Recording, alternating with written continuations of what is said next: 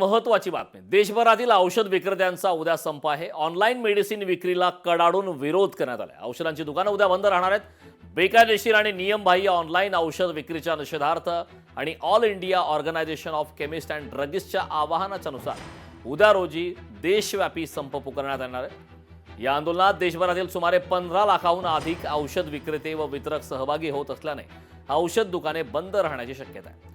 या सर्वांबाबत मुंबईतील औषध विक्रेत्यांशी संवाद साधलाय लोकशाहीच्या प्रतिनिधी मीनाक्षी म्हात्रे यांनी.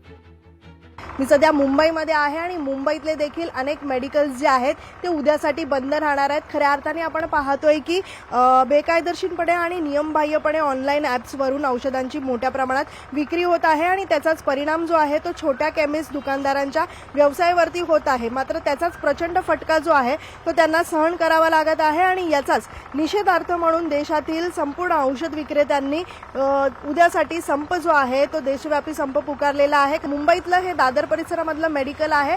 मेडिकलमधले हे मेडिसिन विक्रेते आहेत, त्यांच्याशी आपण बातचीत करूया. खरं तर उद्या संप पुकारला गेलेला आहे. उद्या मेडिकल हा बंद राहणार आहे का आपल्या संपूर्ण मुंबई शहरातला?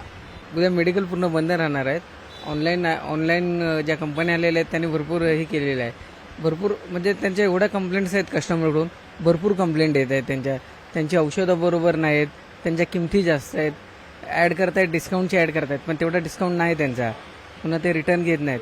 20-20, 80-80% डिस्काउंट आहे त्यांचा, 90% डिस्काउंट आहे आणि ॲड करतात, पण तेवढं औषध नाही तेवढं. त्यामुळे काय कस्टमरने किंवा पब्लिकने असं त्यांच्या ॲड्सला वगैरे एवढं हे करू नये. जीवाशी आणि लूट ह्या दोन्ही गोष्टी चालू आहेत आणि सर्व्हिस पण बरोबर नाही. फक्त एवढंच का मोठ्या मोठ्या सेलिब्रिटींचे ॲड, पुन्हा जे सेलिब्रिटी वगैरे त्याच्यामुळे हे सगळं चालू आहे. पण ह्याच्यावर पूर्ण बंदी. लोकशाही मराठी ऐका, पहा, जागरूक रहा.